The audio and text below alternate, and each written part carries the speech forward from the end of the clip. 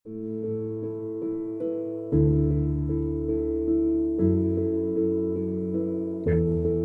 question number 8, we have vector c in front of us and we have vector d in front of us. सही है? Vector c जो है वो आपका column form में लिखा हुआ है और d भी आपका कॉलम फॉर्म में लिखा हुआ है. सही है? इसको कहते हैं कॉलम वेक्टर. और कॉलम वेक्टर रिप्रेजेंट कर रहा होता है आपका दो चीजें, उसमें है x एंड y. सही है? तो जो ऊपर वाली वैल्यू होती है दैट रिप्रेजेंट्स x मूवमेंट या x डायरेक्शन, और जो नीचे वाली वैल्यू होती है दैट रिप्रेजेंट्स y डायरेक्शन या y मूवमेंट. ठीक है? तो if x value is positive उसका मतलब है कि आपने राइट मूव करना है, अगर नेगेटिव उसका मतलब आपने लेफ्ट मूव करना है. y पॉजिटिव है तो ऊपर और नेगेटिव है तो नीचे. ठीक है? वो डिपेंड करता है अगर ग्रिड वाले क्वेश्चंस आते हैं. ये तो बेसिक प्लस माइनस वाला है. ठीक है? तो पार्ट ए में आपने करना है 2c माइनस डी. तो 2 times c which is 3 2, vector c की जगह हम लिख देंगे 3 2 minus d, and d is 8 minus 6. तो 2 टाइम्स 3, अब ये जो 2 है स्केलर वैल्यू, स्केलर मल्टीपल, ये वेक्टर की दोनों वैल्यूज के साथ मल्टीप्लाई होगा. तो ये आपका बन जाएगा 6 4 माइनस 8 एंड माइनस 6. ठीक है? अब जो ऊपर वाली वैल्यूज हैं वो आपस में माइनस हो जाएंगी. 6 - 8 - 2 आ जाएगा. नीचे वाली वैल्यूज आपस में, तो 4 माइनस माइनस 6 हो जाएगा 4 plus 6, and your answer would be -2 10. ठीक है? Now let's move on to the next part, which is part B. Calculate. अब ये जो दो लाइंस बनी होती हैं किसी भी वेक्टर के साथ, इसको क्या कहते हैं मारिया? मैग्नीट्यूड. जी, magnitude. And what is the formula for calculating magnitude? Pythagoras वाला अंडर रूट. हाँ, x square plus y square. ठीक है? पाइथागोरस वाला ये कहाँ से डिराइव हुआ है? जैसे अब ये है आपके पास वेक्टर डी. वेक्टर डी है हमारा 8 - 6. तो अब हम जरा नीचे कॉन्सेप्चुअली ड्रॉ करते हैं. तो डी हमारा एज अ कॉलम वेक्टर है 8 - 6, विच मीन्स के अगर आप किसी स्टार्टिंग पॉइंट पे खड़े हैं, सही है, कोई भी स्टार्टिंग पॉइंट कहीं भी ले लें, वहां से अगर हमने डी मूव करना है वेक्टर डी के अलोंग, तो that means that you have to move 8 units towards your right. अस्सलाम वालेकुम. 8 units towards your right and 6 units down. According to this, -6 है ना, तो इसलिए नीचे मूव करेंगे 6 units. और जब आप इसका स्टार्टिंग और इसका एंडिंग पॉइंट को ज्वाइन करेंगे तो हमें ये वेक्टर डी मिल जाएगा. और ये आपको नजर आ रहा है एक राइट एंगल ट्राइंगल बन गया.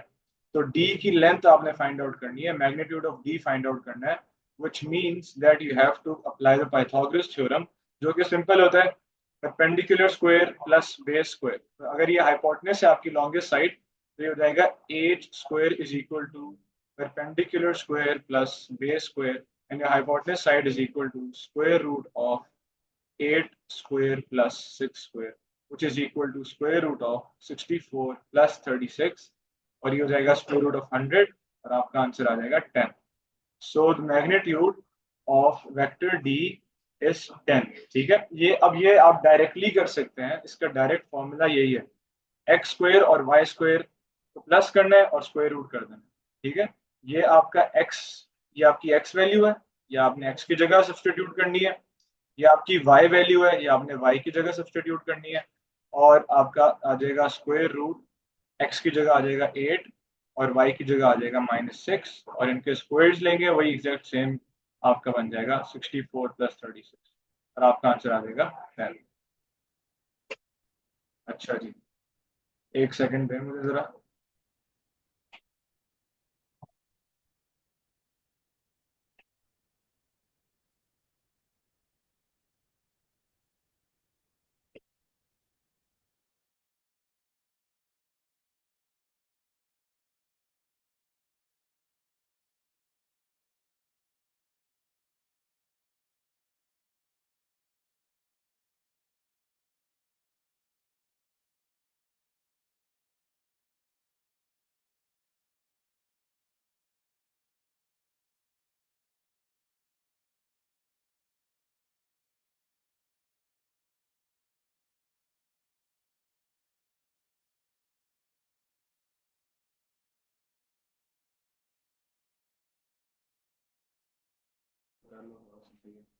अच्छा जी, question number 9 is in front of us.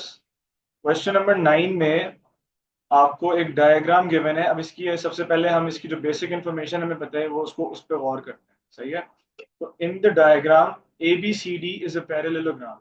A B C and D, this is a parallelogram. The parallelogram का मतलब होता है ऑपोजिट साइड्स आर इक्वल, ठीक है।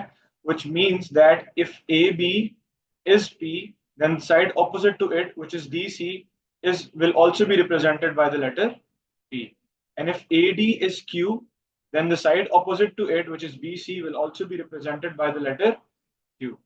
तो ये हमें इस पहली स्टेटमेंट से पता चला। उसके बाद the next line says that P is the midpoint of BC, यानी कि the point P which is lying on the line BC, this point P which is lying on this line BC is the midpoint of this line, which means that this point P is dividing line BC into two parts. अगर पूरा यहाँ से यहाँ तक Q है तो इसका B से लेके P तक हाफ पार्ट जो है ये हाफ Q होगा।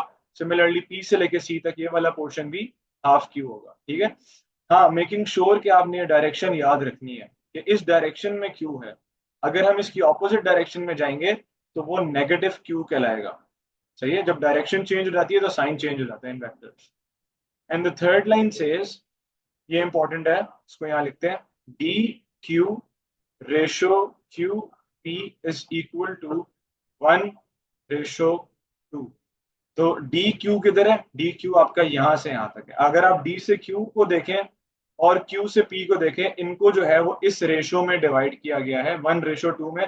रेशो का मतलब होता है क्या? रेशो का मतलब होता है पोर्शन, हिस्से, ठीक है। तो अगर हम देखें डी से लेके पी तक, तो D Q and P R lying on the same line, सही है ना। और जो ये लाइन है वो पूरी लाइन क्या है? डीपी लाइन है। उस अब अगर हम डीपी लाइन के कितने हिस्से करें? 1+2 क्या बना है? 3 पोर्शंस। अगर हम इसके 3 हिस्से करें तो उसमें से एक हिस्सा किसको मिला है? डी क्यू को मिला हुआ है, और 2 हिस्से किसको मिले हुए? क्यू से लेके पी तक को मिले हुए, सही है। तो डी क्यू इज, अगर पोर्शंस लिखने तो हम यहाँ लिख लेते हैं, वन हिस्सा, एक हिस्सा जो है डी क्यू को मिला हुआ है, और 2 हिस्से जो है वो किसको मिले हुए? क्यू पी को मिले हुए, ठीक है। और अगर हम इसको इन अदर वर्ड्स एक्सप्लेन करें, इन सिंपलर वर्ड्स, तो ये बनेगा कि D Q is 1/3 of the complete line DP, सही है। अगर ये हम पूरी लाइन को कंसिडर करते हैं, द लाइन डीपी, सही है, तो इस लाइन डीपी के कितने हिस्से हैं? मैंने आपको बताया है 3 हिस्से हैं, क्योंकि यहां से हमें पता लग रहा है 1+2 3। और इन 3 में से कितने हिस्से मिले में? डी क्यू को एक हिस्सा मिला हुआ है। तो एज अ फ्रैक्शन क्या होगा? 1/3। So D Q is 1/3 of the complete line DP. Similarly Q P is, बताएं, 2/3 of the complete line DP, सही है। ये हम लोगों ने इस थर्ड स्टेटमेंट से ये डिराइव की है, ये 2 स्टेटमेंट्स, ठीक है। अच्छा, now let's move on to the question. Question says that express dp in terms of p and q, यानी कि हमने d से p जाना है, सही है। और हमेशा अपने वेक्टर्स में याद रखना है, जो एग्जामिनर लिख देता है ना, आप कभी भी डायरेक्टली वो फाइंड आउट नहीं कर सकते। हमें उसके लिए ऑल्टरनेट रूट्स ढूंढने होते हैं। So we have to look for alternate roots. तो ऑल्टरनेट रूट्स ढूंढने के लिए हमें क्या करना पड़ेगा? अब हम देखते हैं पहले डीपी है क्या। डीपी आपका है जी starting from D and ending at P. अब हमने जाना है यहाँ से यहाँ, सही है। अब यहाँ से यहाँ जाने का रास्ता जो है, समझो नाका लगा हुआ है, बंद है, हम नहीं जा सकते। So we have alternate routes obviously, so we can choose any of the alternate routes और हमें सही आंसर मिलेगा। हम ये रूट भी चूज कर सकते हैं, एक सेकंड, हम ये रूट भी चूज कर सकते हैं कि हम क्या करें, हम डी से जो है वो पहले सी चले जाएं, और सी से हम थोड़ा सा रॉन्ग में जाएं और पी पहुंच जाएं, सही है। One of the routes is this. और दूसरा रास्ता क्या हो सकता है कि हम पहले डी से ए जाएं, उल्टा चलें, क्योंकि क्यू डायरेक्शन इस तरफ है, हम जा रहे हैं in the negative Q direction. और फिर हम ए से बी जाएं, और फिर हम बी से पी पहुंचे, ठीक है। तो ये दोनों रास्ते हमारे पास हैं। हम डायरेक्टली इसलिए नहीं जा सकते हैं क्योंकि डायरेक्टली हमें इन terms of P and Q चलना है, और पी और क्यू चलने के लिए या तो ये क्यू मूवमेंट है या फिर ये पी मूवमेंट, सही है। ये जो मूवमेंट है ये कुछ भी नहीं है, इसका हमें नहीं पता। अच्छा जी, तो अब हम चलेंगे जी कोई ऑल्टरनेट रूट सेलेक्ट करके, ठीक है, मैं बाकी सारी चीजें इरेज कर रहा हूँ। अब लेट्स सपोज मैं सेलेक्ट करता हूँ द स्मॉलर रूट, जो मुझे आसान लग रहा है कि मैं पहले डी से सी चला जाता हूँ, सही है। तो what is D C in terms of letters? D C S P, सही है, डी सी एस पी। पहले इसको लिखते हैं कि हम डी से पी जाने के लिए पहले हम डी से सी जा रहे हैं, प्लस फिर हम सी से पी जा रहे हैं इन दी ऑपोजिट डायरेक्शन, तो ये सी से पी जा रहे हैं, ठीक है। और एक और हिंट ये होती है कि इन वेक्टर्स का जो स्टार्टिंग लेटर है और जो एंडिंग लेटर है, this gives you the resultant output. यानी कि आप स्टार्टिंग और एंडिंग देख लो तो हमें पता चल जाएगा कि हमें इससे क्या मिलने वाला है, हमें इससे डीपी मिलने वाला है, ठीक है।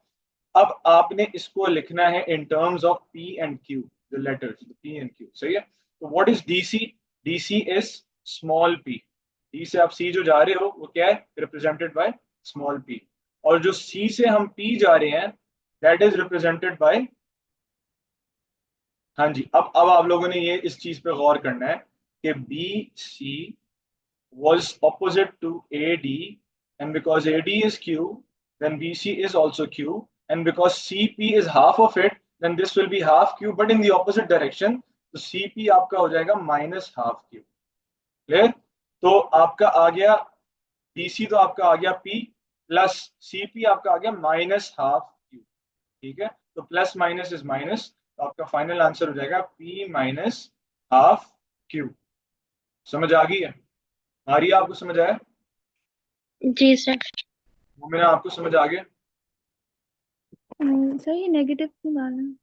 हाँ, नेगेटिव इसलिए आया है क्योंकि वेक्टर्स में आपने हमेशा साइंस का ख्याल रखना है। वेक्टर्स जो है ना वो डायरेक्शन भी साथ साथ बता रहे होते हैं। तो ये जो वेक्टर है ना बी से लेके सी तक, इस direction, in this direction, this is Q. क्योंकि उसकी वजह ये है कि इसके जो ऑपोजिट आपका वेक्टर जो नीचे लिखा हुआ है, ये वाला, इसमें एरो किस तरफ है? इसमें एरो इज टूवर्ड्स राइट, सही है। तो Q is representing towards right. हम लोगों ने जाना है डी से सी, और फिर हमने जाना है सी से पी, तो हम जा रहे हैं लेफ्ट, बजाय राइट जाने के हम जा रहे हैं लेफ्ट। तो डिस्टेंस तो उतना ही है, हमें पता है ये हाफ ऑफ क्यू है डिस्टेंस, लेकिन डायरेक्शन क्यू डायरेक्शन नहीं है, ऑपोजिट डायरेक्शन है, so we'll put a minus sign. आगे समझ? जी सर। ठीक है। तो जब भी गिवन वेक्टर से आप उल्टे डायरेक्शन में जा रहे होते हैं, तो आप उसके साथ माइनस साइन लगा देते हैं, ठीक है। अगर ये ए से लेकर डी जो है वो क्यू है, तो डी से ए जो है वो माइनस क्यू के इक्वल, ये कॉन्सेप्ट होता है। अच्छा जी, now let's move on to the next part. Next part is express D Q. अब आप लोगों ने डी क्यू एक्सप्रेस करना है, यानी कि डी से क्यू जाना है हमने, ठीक है। अब जरा समझें इसको कि डी से क्यू जाने के लिए अब आपको क्या करना पड़ेगा, ठीक है। What is D Q? D Q है जी, यहां से आपने स्टार्ट किया, यहां पे आपने आके एंड कर दिया, ठीक है। एक स्टेटमेंट हमने शुरू में निकाली थी ये वाली, कि डी क्यू जो है वो डीपी का क्या है? One third. ये आप सबको समझ आ गया था? अगर नहीं आया किसी को तो पूछ ले अभी। ये मोमिना आपको समझ आ गया था? D Q is one third of जी सर। डीपी। गुड, शाबाश। तो देखो अब हमारा काम आसान हो गया। कैसे? क्योंकि एग्जामिनर ने हमसे पिछले पार्ट में डीपी निकलवा लिया, and now we have to find out what D Q निकालना है। तो डी क्यू हमें पता है, D Q is equal to what? It is equal to one third of DP. बस अब आपने सिंपली डीपी की जगह पे जो आपने पिछले पार्ट में आंसर निकाला था वो आपने सब्स्टिट्यूट करना, दैट्स इट। तो आपका आंसर आ जाएगा 1/3, और फिर डीपी आपका था पी माइनस हाफ क्यू।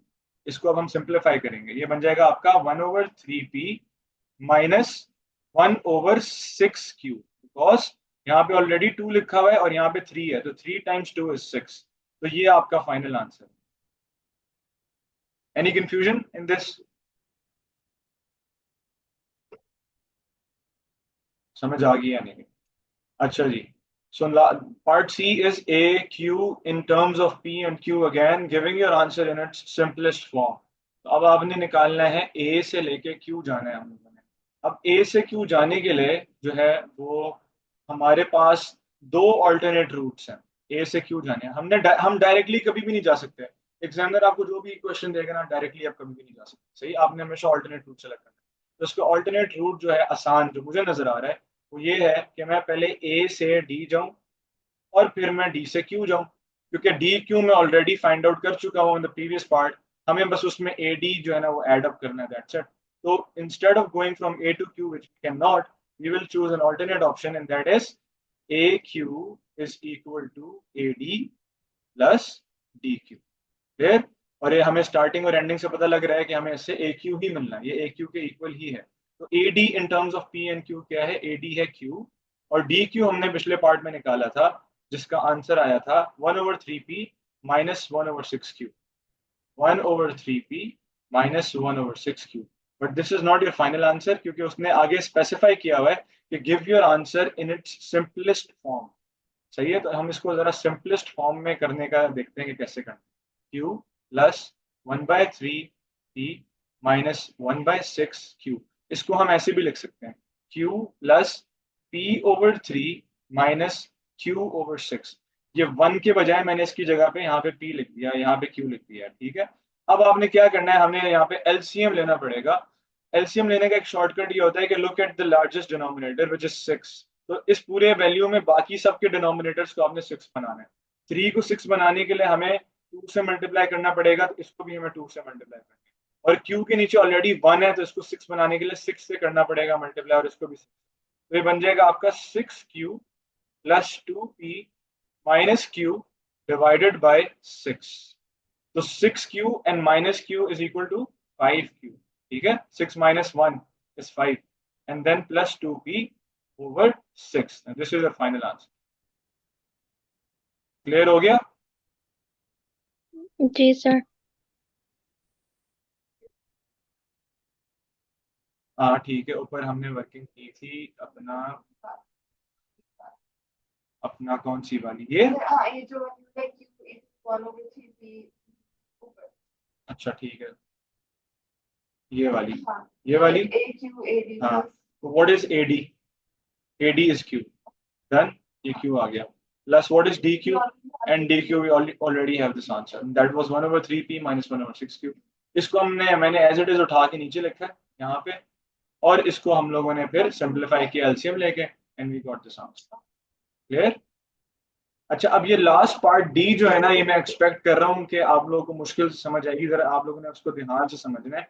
इसका मैंने एक कॉन्सेप्ट कल मारिया को समझाया था, आप लोगों ने जरा ध्यान से इसको समझना। डी का पार्ट 1 और पार्ट 2 दोनों। R is the point on the line B C produced, यानी कि इसका ये मतलब होता है कि जो बी सी लाइन है ना, इसको अगर हम फर्दर और एक्सटेंड कर दें, अगर यहाँ पे बी है यहाँ पे सी है, तो बी को सी को और एक्सटेंड कर दे तो वहां पे कहीं आर पॉइंट आ जाएगा रास्ते में।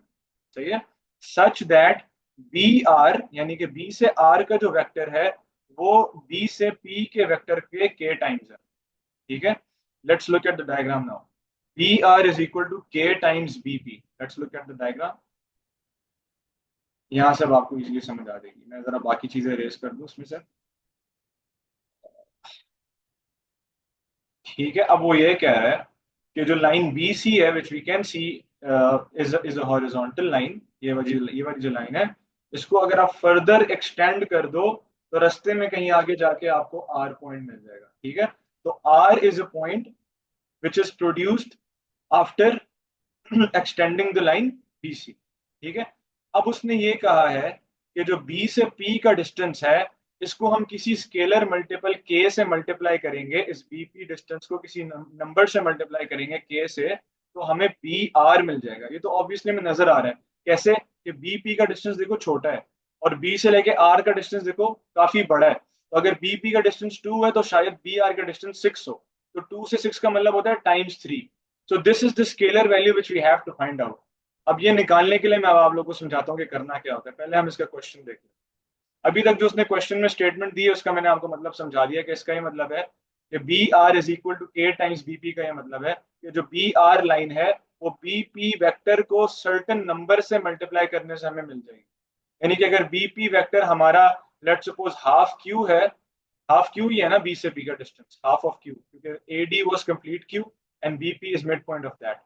तो ये यहाँ से बी से लेके सी तक पूरा क्यू था ना, तो ये इसका हाफ है, तो दिस इज हाफ क्यू, ठीक है। इस हाफ क्यू को हम मल्टीप्लाई करें मे बी 5 से 6 से या 4 से, तो हमें हो सकता है बी आर मिल जाए। इस स्टेटमेंट का ये मतलब है। अब हमें वो इस के की वैल्यू नहीं पता कि किससे मल्टीप्लाई करना है आप, ठीक है। यानी कि कितने टाइम्स करना पड़ेगा, वो अब हमें फाइंड आउट करना होगा। पहले हम क्वेश्चन देखते हैं। Question says that express A R, अब पहले आपने तो सिंपली ए आर वेक्टर निकालना है in terms of P Q and K, in terms of P Q and K. तो let's look at A R first. What is A R? ठीक है, तो ए से आर मैंने आपको बताया कि जो भी एग्जामिनर आपको लेटर्स देता है आप कभी भी वो डायरेक्टली नहीं निकाल सकते। अब हम ऑल्टरनेट रूट लेते हैं। ऑल्टरनेट रूट मुझे यही समझ आ रहा है कि हम पहले ए से बी जाएंगे और फिर हम कहाँ जाएंगे? बी से आर। तो A R is equal to A B plus B R. Clear? What is A B in terms of P and Q? A B is P and what is B R? B R जो है वो हम directly नहीं लिखेंगे, तो हम B are की जगह जो एग्जामिनर ने हमें इंफॉर्मेशन दी है वो यूज करेंगे कि B R is equal to के times B P, k times B P and still B P is not in terms of P and Q. तो बी पी की जगह अब हमें वो लेटर लिखना होगा या वो वेक्टर लिखना होगा। तो B P was mid point of B C, ऐसे ही है ना? एंड बी सी क्या था? बी सी आपका क्यू था because this is opposite to this side. तो ये बीपी उसका हाफ है, तो ये बीपी क्या हो जाएगा? Half Q. तो इस बीपी की जगह हम क्या लिखेंगे? P plus K times half Q.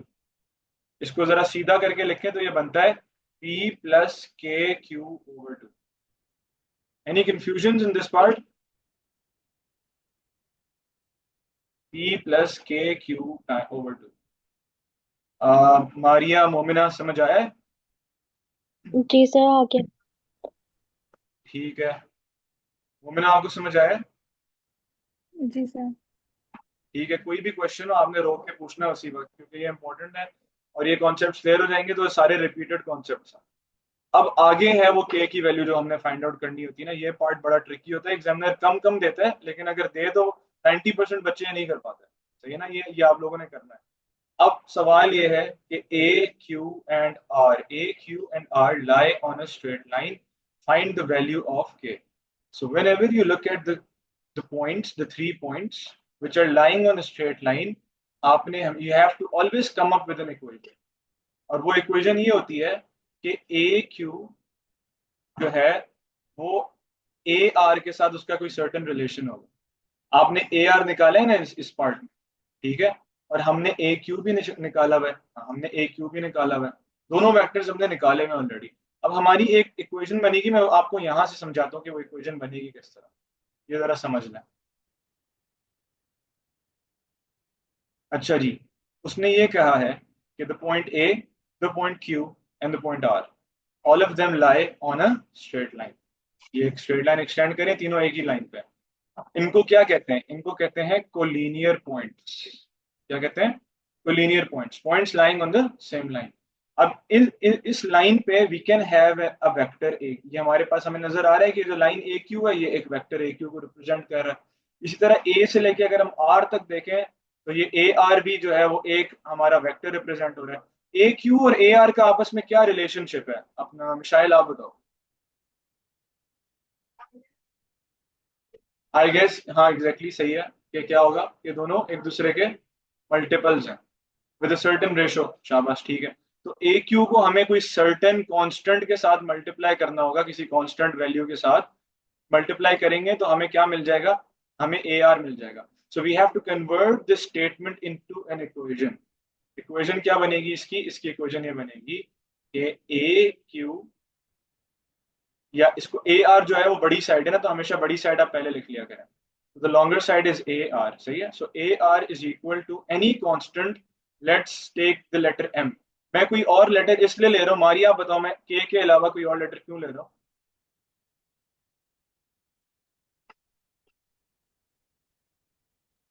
Sir पता नहीं।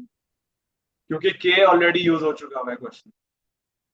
ठीक है, मैंने आपको कल बताया था ना कि के ऑलरेडी इस्तेमाल हुआ हुआ है क्वेश्चन में। तो अगर कोई ऐसा कांस्टेंट जो पहले से क्वेश्चन में यूज हुआ हुआ तो आप वो नहीं लेते, आप कोई और कांस्टेंट यूज करते। सही है? ये इक्वेशन समझ आ गई है सारों को कि ए आर वेक्टर जो है वो ए क्यू वेक्टर के सर्टेन टाइम्स है, इसका ये मतलब है। ठीक है? Now we just have to simply convert them into the answers you got in the previous parts. A R का आंसर हमने पिछले पार्ट में निकाला हुआ है। क्या निकाला था? P plus half K Q, सही है, तो उसको लिख लेते हैं P plus half K Q is equal to M, और ब्रैकेट में अब हम लिख लेते हैं A Q vector. What was your A Q vector? हमारा ए क्यू वैक्टर था ये 5Q प्लस 2P/6। इसको हम अलग अलग करके लिख लेते हैं 5Q/6 प्लस 2P/6। ठीक है, आप इस तरह डिनोमिनेटर को अलग भी कर सकते हैं।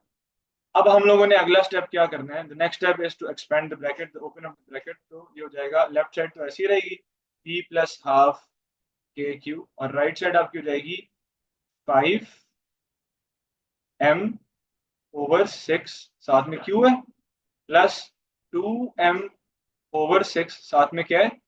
P है।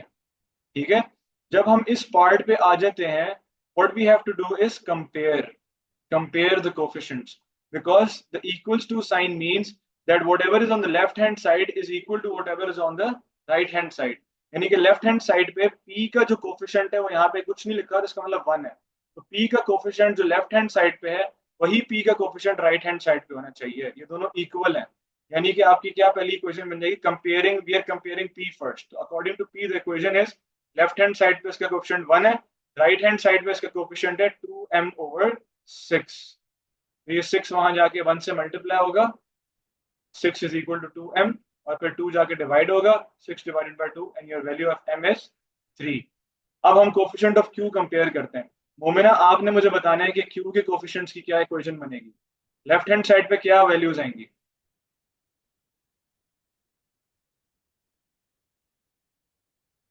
Any gas? कोई गैस लगाओ।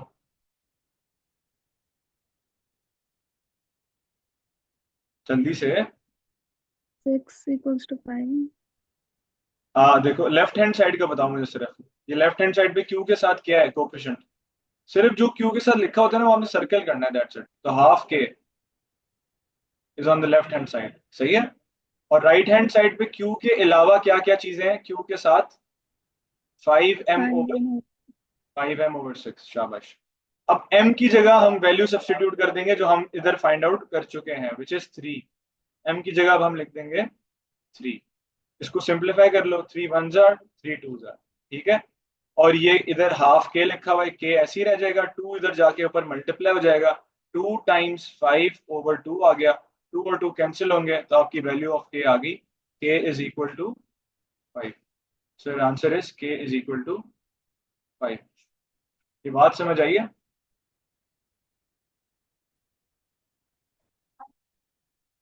I'm very confused. In which But part? I think ये जो 1k equals 5, what happened to the 5M ये, हाँ plus? ये, हाँ, ये कहाँ से आया? So, okay, 2M/6 हमने we found 3, हाँ, so we know कि M is 3, but then हाँ, why did we take away the whole equation? नहीं, we didn't take away the whole equation, we just substituted the coefficients of Q। पहले हमने क्या किया? Coefficients of P compare किए, बस जो P के साथ है, दैट्स इट। क्योंकि लेफ्ट हैंड साइड पे जो P के साथ है, राइट हैंड साइड पे वही होना चाहिए, यानी कि 2M/6 should be equal to 1। इसके हेल्प से हमने निकाल दिया M is 3, and then we compared the coefficients of Q। Coefficient यहाँ पे है हाफ के और यहाँ पे है 5M/6, इन दोनों को हमने इक्वेट किया आपस में, और M की जगह हमने वो वैल्यू पुट कर दी जो हमने यहाँ से निकाली थी, और उसको सॉल्व किया तो हमें K मिल गया 5। ये समझ आया है मारिया, मोमिना? जी सर आगे। सर अब एक सेकंड ऊपर करेंगे। जी, ऊपर कर देता हूँ। हाँ जी, सर ये फर्स्ट पार्ट इसका सर थोड़ा सा और ऊपर कर दे। हाँ जी।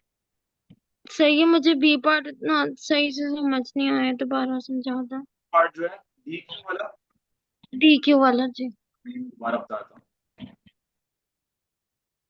अच्छा जी, इसमें तो इसको समझने से पहले आपने ये समझना है कि ये जो लाइन डीपी है, इस लाइन के मैंने समझो 3 हिस्से किए, ठीक है। इस डीपी लाइन के मैंने जब 3 हिस्से किए, तो उसमें से मैंने एक हिस्सा सिर्फ और सिर्फ डी क्यू को दिया, और 2 हिस्से मैंने इसके क्यू पी को दिया। ये मुझे कहाँ से पता लग रहा है? ये मुझे पता लग रहा है फ्रॉम दिस स्टेटमेंट कि D Q ratio Q P is 1:2, ठीक है। अब मैंने इसको फ्रैक्शन में कन्वर्ट करना है, सही है। डी क्यू और डी पी का कोई सर्टेन रिलेशन है आपस में, ठीक है। डी क्यू जो है वो डी पी के 3 हिस्सों में से कितना हिस्सा है? एक। 3 में से एक को फ्रैक्शन में कैसे लिखते हैं? 1/3। तो D Q is 1/3 of D P. यहां तक समझ आ गया? जी। ठीक है। अब हम लोगों ने इस पार्ट में निकालना था, असल में क्वेश्चन था, you had to find out A Q. A Q निकालना है। तो ए क्यू के लिए पहले हमने ए से डी जाना है। तो ए से डी तो हमें पता लग गया क्यू है, तो हमने यहाँ लिख दिया क्यू। प्लस आगे हमने करना है उसके साथ डी क्यू, ठीक है। तो प्लस डी क्यू। अब इंस्टेड ऑफ डी क्यू हमने ये चीज इस्तेमाल की हुई है कि डी क्यू या डी क्यू के इक्वल ही है ना, तो हमने उसकी जगह ये यूज किया 1/3 ऑफ डी पी। और डी पी जो है वो हम पिछले पार्ट में निकाल चुके हुए थे, जिसकी वैल्यू हमने निकाली थी ये p माइनस हाफ क्यू। सही है। तो हमने इसकी जगह लिख दिया p माइनस हाफ। ये डीपी है, सही है। डीपी की जगह पे ये आया हुआ है और 1/3 आपका यहाँ पे आया हुआ है। और ये एज इट इज पूरा का पूरा जो है वो किसके इक्वल है? डी क्यू के। और ये क्यू किसके इक्वल है? ये ए क्यू के इक्वल है। ए क्यू और डी क्यू को ऐड करें तो हमें क्या मिलेगा? Sorry, A D. A D और डी क्यू को ऐड करें तो हमें क्या मिलेगा? ए क्यू मिलेगा। यही क्वेश्चन। समझ आया? जी सर। गुड। अच्छा जी, अगले सवाल पे आते हैं। अब आपको क्वेश्चन आसान लगेंगे क्योंकि ये थोड़ा सा सारे वेक्टर के क्वेश्चन में से इसमें ऑलमोस्ट सारे ही कॉन्सेप्ट्स कवर हो रहे हैं। अब इस क्वेश्चन को सॉल्व करते हैं जल्दी से। In the diagram F is the point on A B where A F is 1/4 of A B. यानी कि इसका ये मतलब है, इसने डायरेक्टली फ्रैक्शन में हमें बता दिया हुआ है कि अगर ए से बी के 4 हिस्से हैं तो ए एफ को एक हिस्सा मिला हुआ है। तो एफ से लेके बी तक कितने हिस्से होंगे? 3 हिस्से होंगे, ठीक है ना। तो if A F is P then A B is 4 times P. कैसे पता लगा? कि मैं अगर इस 4 को मल्टीप्ल उधर ले जाऊं तो ये इक्वेशन क्या बन जाएगी? 4AF is equal to A B. And what is AF? AF is represented by the letter P। तो 4P is equal to A B. यानी कि ए बी जो है वो ए एफ का 4 गुना है ना, 4 टाइम्स बड़ा है। तो अगर ए एफ पी है तो ए बी जो है ए से लेके बी तक सारा का सारा ये 4P होगा। और एफ से लेके बी तक अगर हम देखें तो 4P में से यहाँ तक P है, तो ये आपका हो जाएगा 3P। E is the mid point of A C. और ए सी का जो है ये मिड पॉइंट है। अगर यहाँ से यहाँ तक Q है तो E से लेके C तक क्या होगा? ये भी Q के इक्वल होगा, because it's the mid point. जो भी ए ई है उतना ही आगे है। अगर ए ई क्यू है तो ई सी जो है वो भी क्यू है। तो ए सी पूरा का पूरा क्या हुआ? ए सी पूरा का पूरा क्या हुआ? 2Q। ठीक है।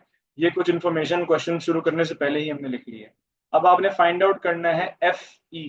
अब ये क्वेश्चन आप लोग खुद करें। एफ ई फाइंड आउट करें। You have 2 minutes. शाबाश।